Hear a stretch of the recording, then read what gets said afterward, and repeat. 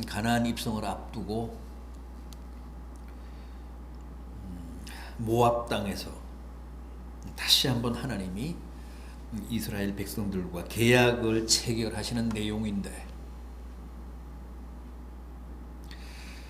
지난 광야 시절 호렙산에서 이루어진 계약이나 이번 모압 땅에서 새롭게 체결하는 계약이나 본질은 같습니다.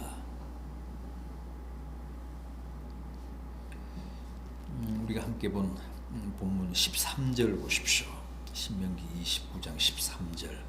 여호와께서 내게 말씀하신 대로 또 내 조상 아브라함과 이삭과 야곱에게 맹세하신 대로 오늘 너를 세워 자기 백성을 삼으시고 그는 친히 내 하나님이 되시려 함이니라.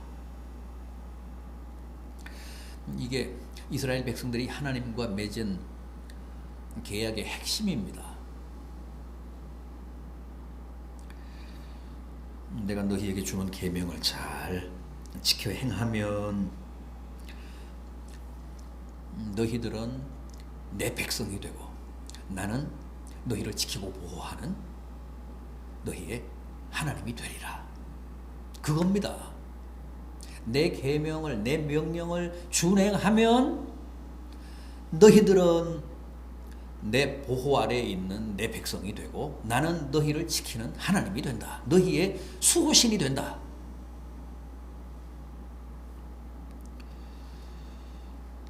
그런데 보십시오. 여기 하나님과 재계약이 이루어지는 마당에 이스라엘 백성을 대표하는 몇몇 지도자들만 참석하는 게 아니고 다 참석합니다. 본문 10절을 보면 수령과 지파와 장로들과 지도자와 모든 남자와 심지어는 유아들과 아내와 객과 나무를 패고 물을 깃는 종들까지도 다 여호와 앞에 서라고 합니다. 여호와와 맺는 언약에 참여하라고 합니다. 누구도 열애할 수 없습니다. 다 참석해야 합니다. 이것은 모든 인생이 다 하나님의 법대로 살아야 한다는 뜻입니다.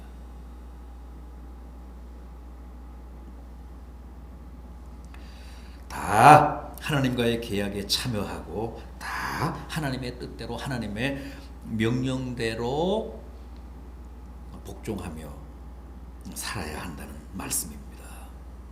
특히 우리 장로교, 개혁교회가 이 점을 강조합니다. 모든 인생들, 모든 우리의 삶의 장이 복음으로 새로워져야 한다. 하나님의 뜻에 합당한 모습으로 거듭나야 한다. 변화되어야 한다. 그게 바로 개혁이라고 합니다.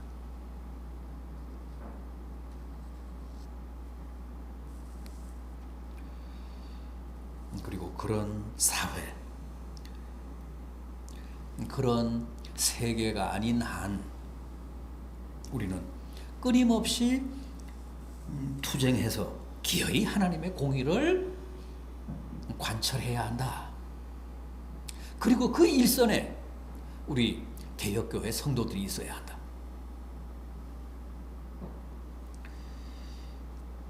그게 개혁교회의 핵심적인 가르침입니다. 하여간 하나님이 창조하신 이 세계는 하나님의 관리 하에 있어야 된다는 겁니다. 우상을 섬길 게 아니라, 나는 무신론이다 그럴 게 아니라, 하나님이 창조하신 이 우주 가운데 사는 존재라면 다 여호와를 하나님으로 섬겨야 된다는 거예요. 그리고 여호와께서 우리 인생들에게 주신 법도를, 계명을 지키며 살아야 한다는 겁니다. 또 그런 세계가 되도록 교회가 힘써야 한다는 겁니다. 그게 교회에 주어진 개혁적인 과제라고 합니다. 우리 개혁교회 성도들의 사명이라고 합니다. 가정 단위도 한 가정 단위도 마찬가지입니다. 하나님은 온 가족이 다 하나님 앞에서 살기를 바라십니다. 온 가족이 다 하나님과 계약을 체결하고 그 계약에 맞게 여호와를 하나님으로 섬기고 또 온 가족이 다 하나님의 신실한 자녀로 살아가기를 원하십니다. 한 사람이라도 열애자가 있기를 바라시지 않습니까? 그건 바람직하지 않다는 겁니다. 오죽하면 유아들까지도 객이나 종들까지도 하나님과 체결하는 그 계약의 장에 다 나오라고 했겠습니까?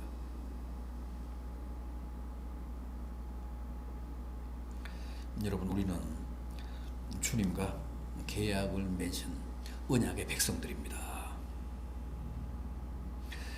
온 가족이 함께 주님을 믿고 주님의 계명을 지키며 주님의 뜻을 추구하며 살아야 합니다. 부모가 가족을 대표해서 믿어도 안 되고 아내가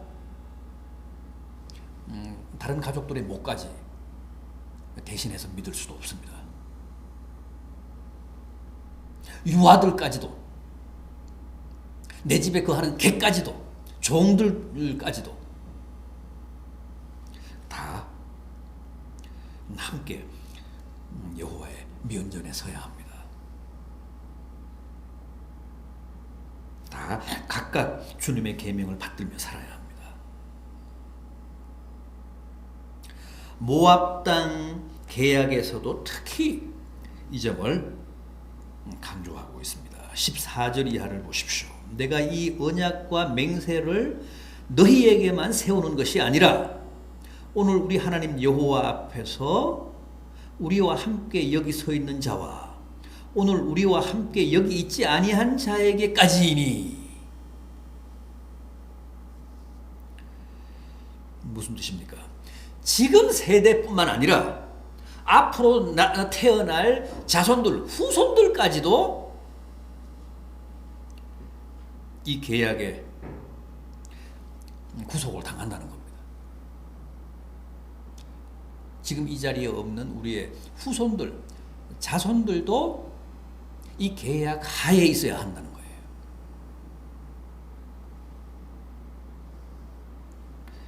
만일 그들이 하나님의 언약과 맹세를 저버리고 가증한 목석과 금원으로 만든 우상을 섬기며 타락하면 독초와 쓴 쑥뿌리 같은 저주를 면치 못할 것이라고 합니다.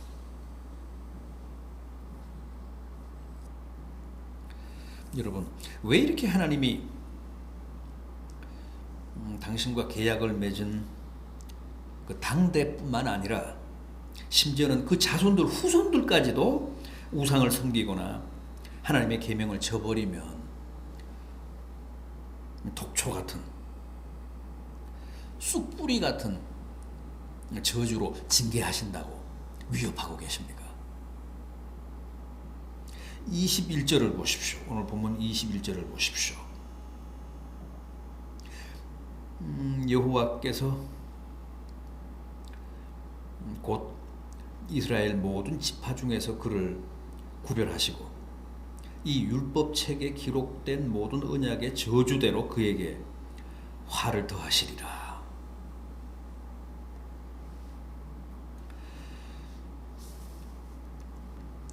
지금 당대뿐 아니라 자손이나 후대들도 이 율법책에 기록된 하나님의 계명을 어기고 자행자지하면 반드시 저주와 화를 더하신다고 합니다.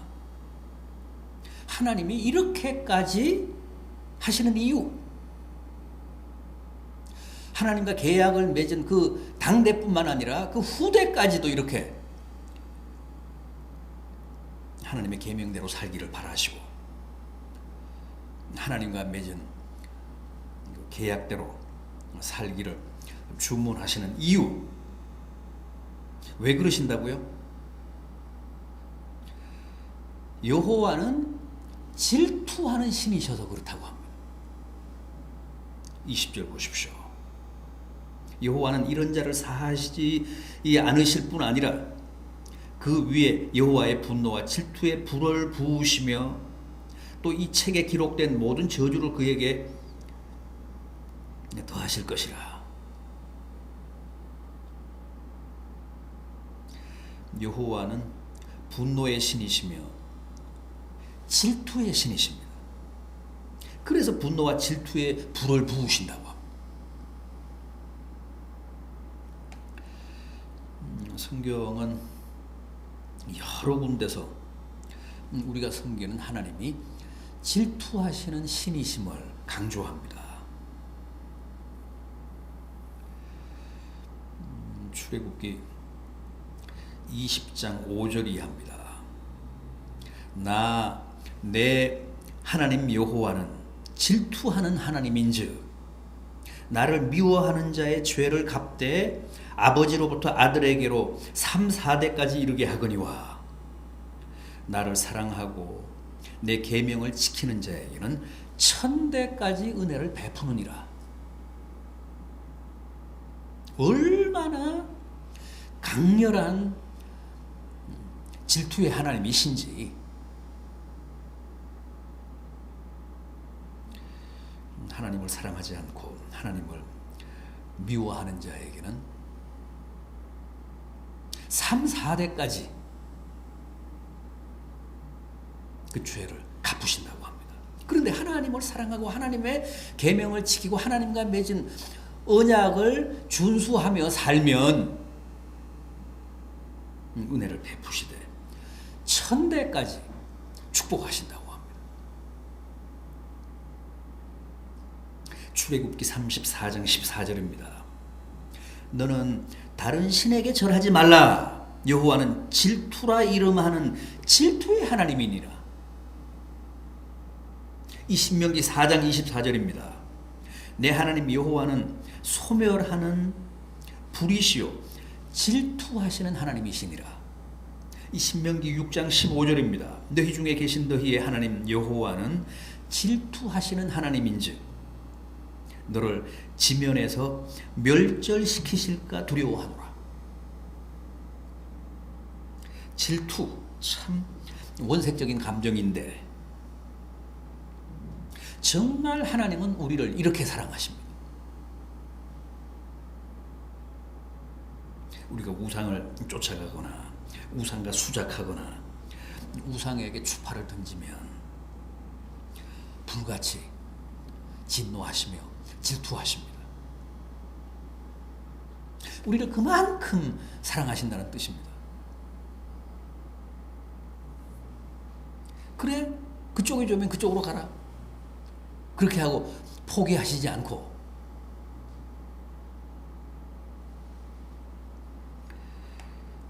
우리가 다시 복귀하기까지 속을 끓이시며 질투하신다는 거예요.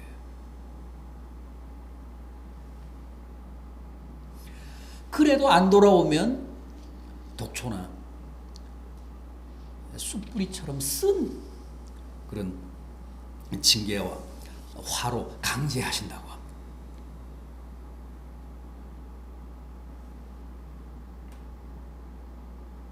질투의 하나님이셔서 그렇습니다.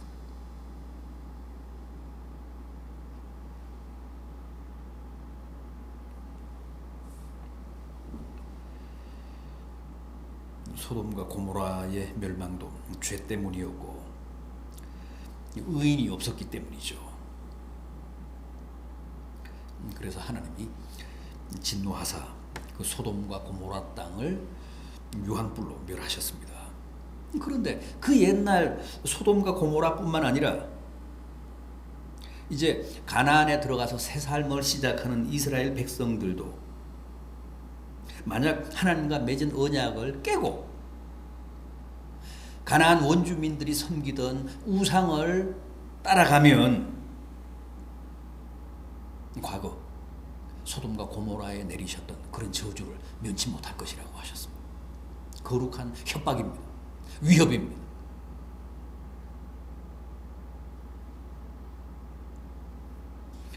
왜냐하면 하나님은 질투하신 하나님이시니까. 당신과 계약을 체결한 백성들이 당신을 섬기거나 당신의 뜻을 쫓지 않고 이방의 신을 따라가면 질투심이 불같이 발동해서 결국은 과거에 소돔과 고모라를 멸하셨듯 그렇게 멸하실 것이라고 합니다.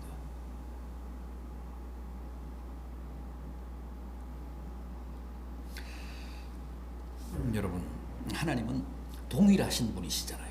어제나 오늘이나 영원토록 동일하신 분이십니다.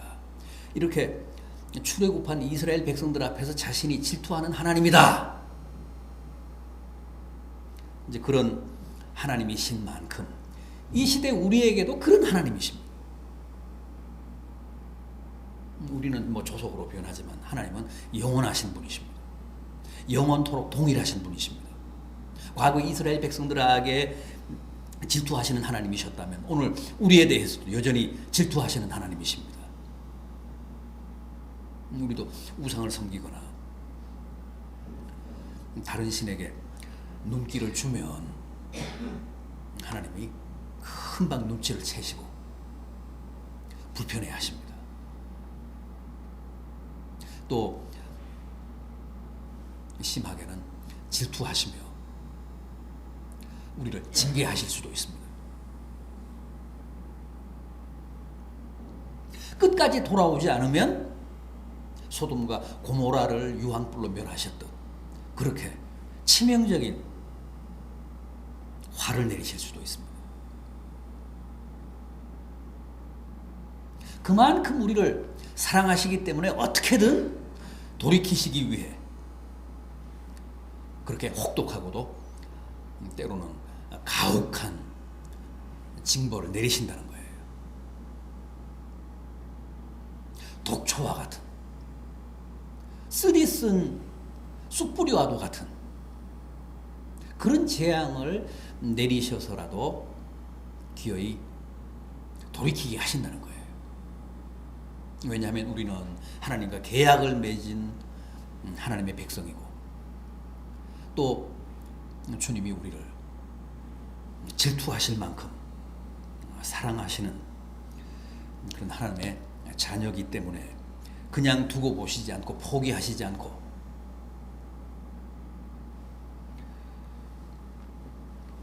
격분하시며 징계를 하시면서라도 기어이 당신의 사랑의 대상으로서 있어야 할 자리에 되돌려 놓으신다는 거죠.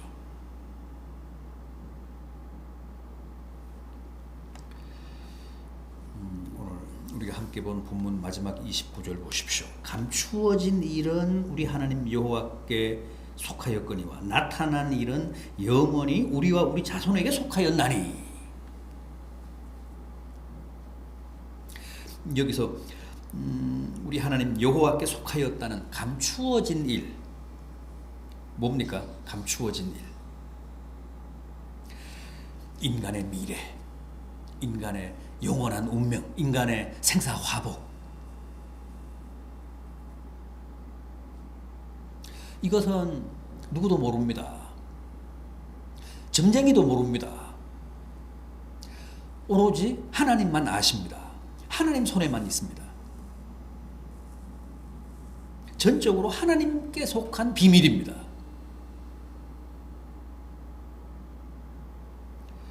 우리가 오직 하나님만을 섬기고 하나님과 맺은 언약을 지키며 하나님의 계명만을 따르고 쫓아야 할 이유가 여기에 있습니다. 우리의 운명이, 우리의 장래가, 우리의 생사화복이 전적으로 하나님 안에 감춰져 있기 때문에 하나님의 손안에 있기 때문에, 누구도 알 수 없기 때문에, 오로지 하나님의 처분에만 맡겨져 있기 때문에,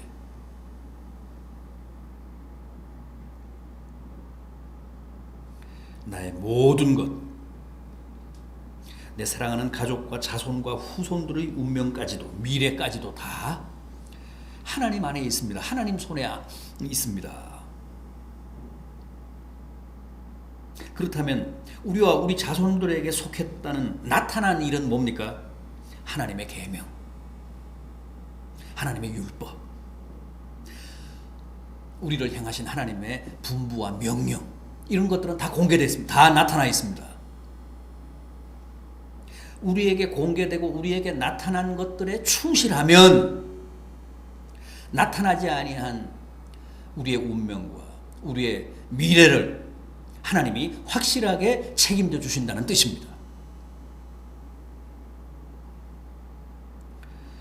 몰라서 우리가 하나님을 제대로 섬기지 못하는 게 아닙니다. 하나님의 계명, 하나님의 언약, 하나님의 분부는 우리에게 다 계시되어 있습니다. 다 드러나 있습니다. 거기에 충실합시다. 그러면 하나님 손에 감추어져 있는 비밀이 하나님에 의해 큰 축복을 받음으로 우리의 삶과 우리의 미래가 참으로 복될 것으로 믿습니다. 하나님이 은혜를 베푸시고 축복하셔서 우리 당대뿐만 아니라 우리 자손들의 운명까지도 주 안에서 크게 아름답고 복될 줄